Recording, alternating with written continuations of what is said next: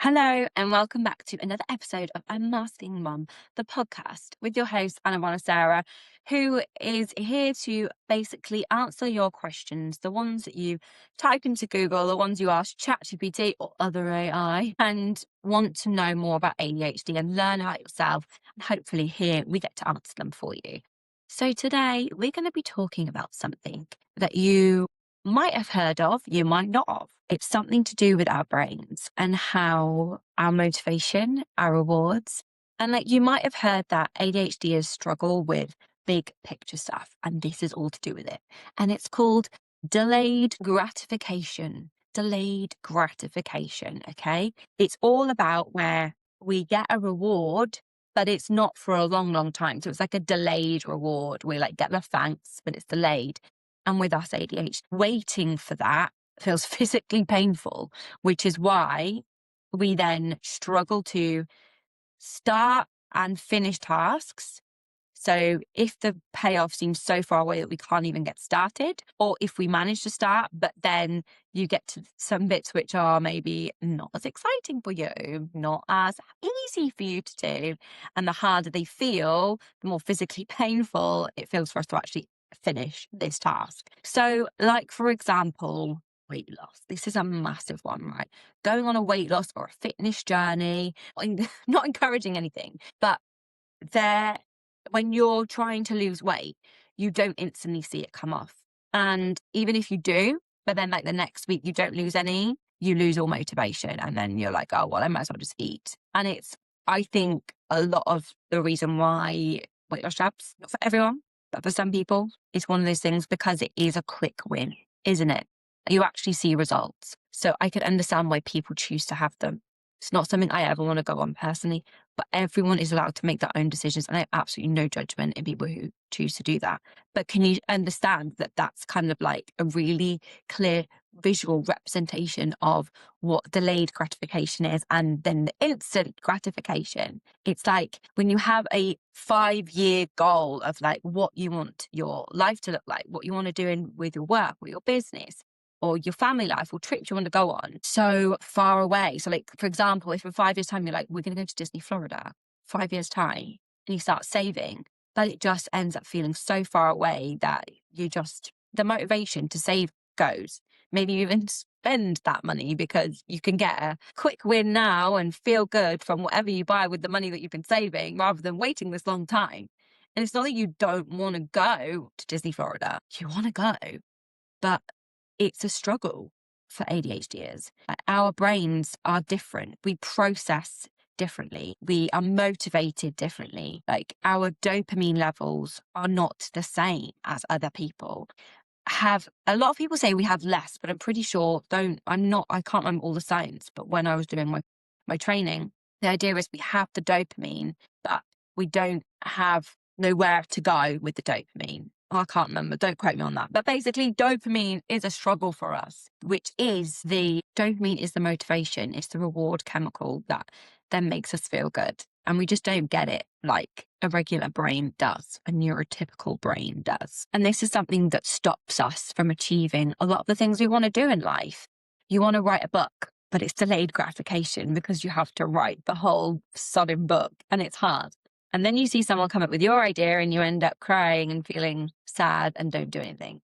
True story, guys. True fucking story. ADHD is so debilitating sometimes. And I don't think people who get it, people who don't have ADHD just don't get it.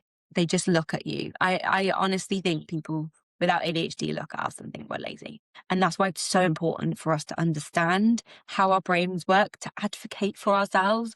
I'm not lazy. I want to do it. I want to do all the things. And that's the problem. I'm trying to do everything.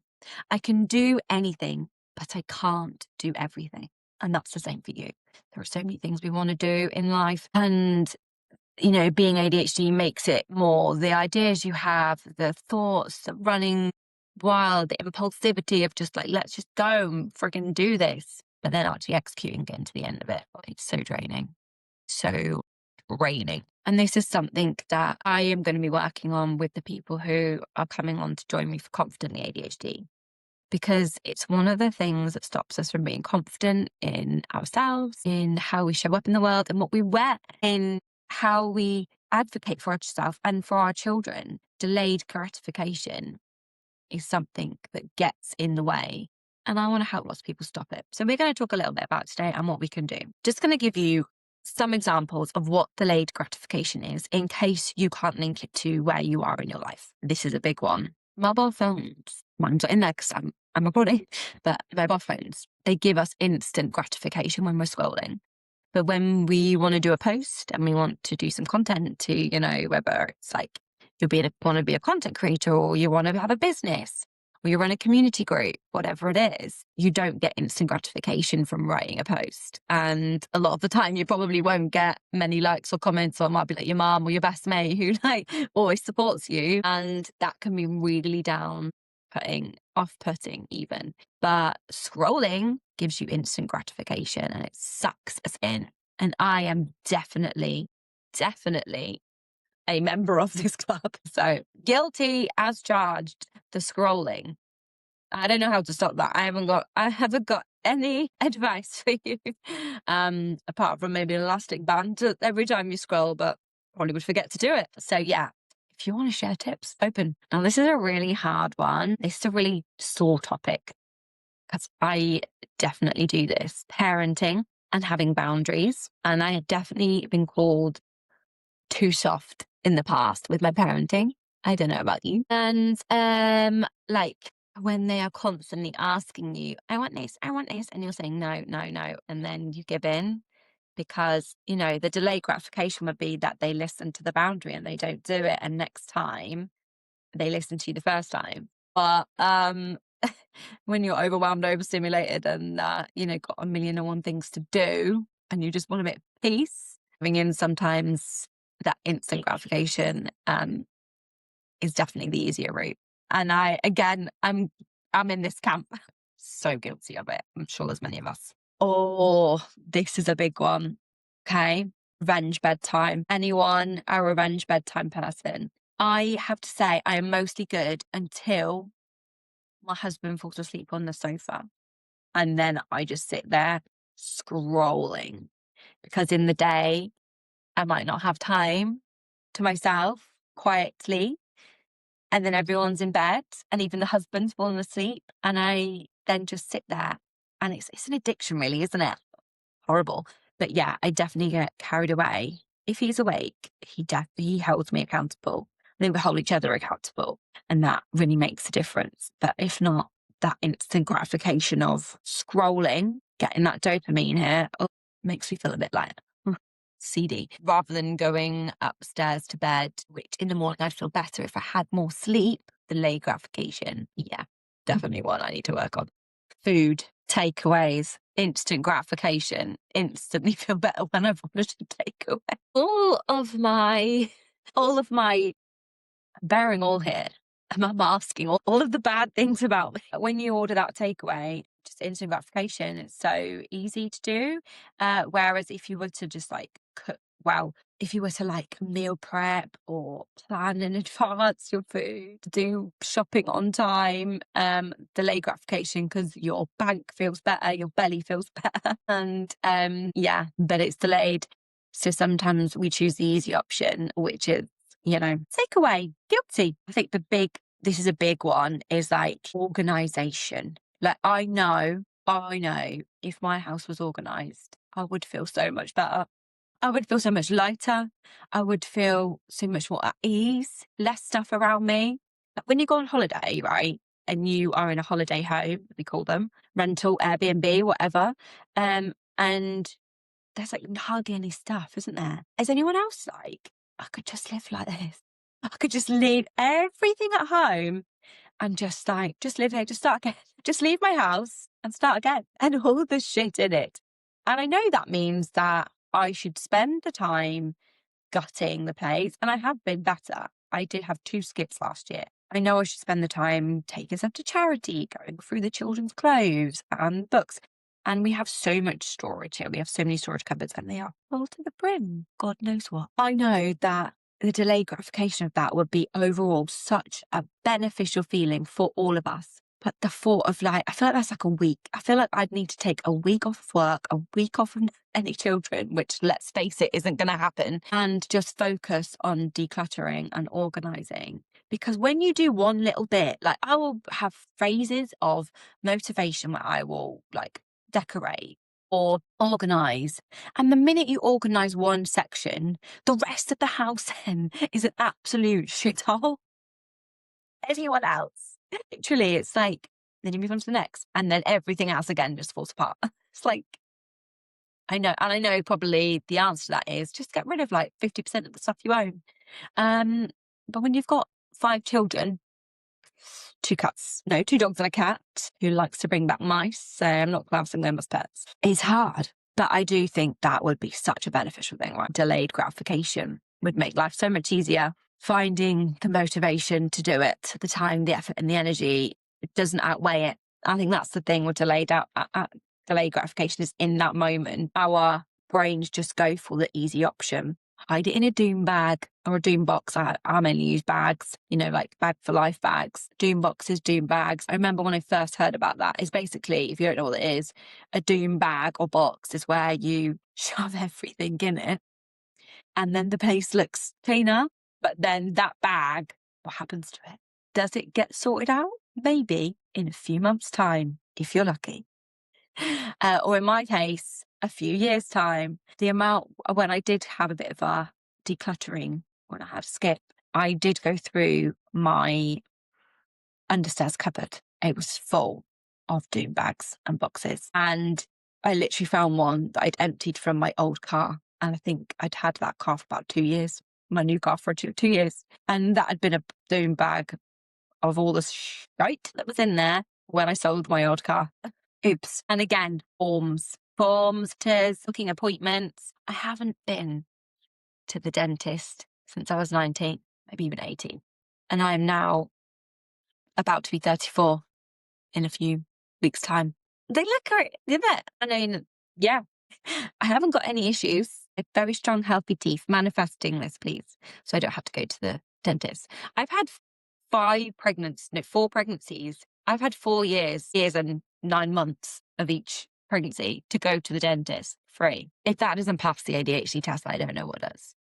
I don't know what does. So yes, putting off appointments. I know it would be better for me if I went and got checked out my teeth, but there's so many things around that. There's a lot of anxiety and stuff. So it's not just delayed gratification. Yeah, example, forms, filling in the forms. Oh, I've got so many forms to fill in. I know I should just do it. But everything else just comes on top of it. Like I will even do things that I don't want to do. Like I actually didn't want to record my podcast today. I was putting it off a bit because I recorded one before that was a bit tricky, a bit emotional. So I tidied my whole room and come here. And my whole room was filled with clothes. I wear clothes, I dump them, and then I get something new out. And there was so many clothes, it was madness.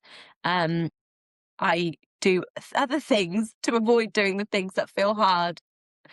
But I know feeling prepared because we've got East holidays coming up. So I'm like batching some because normally I just do one the week before. I'm batch creating so that I can keep going, keep motivated through the years. No, through the weeks. I just got a notification and it just really like threw me up. It's just an email I started reading. And this is the same with confidence. We picture the confident person we want to be. We see the people doing what we want to do, whether it's wearing colourful clothes or standing up on stage or starting the business you want to start, writing that book, starting a podcast, advocating for your children at school, saying no to things, just saying no to things you don't want to do, that you don't have the capacity to do.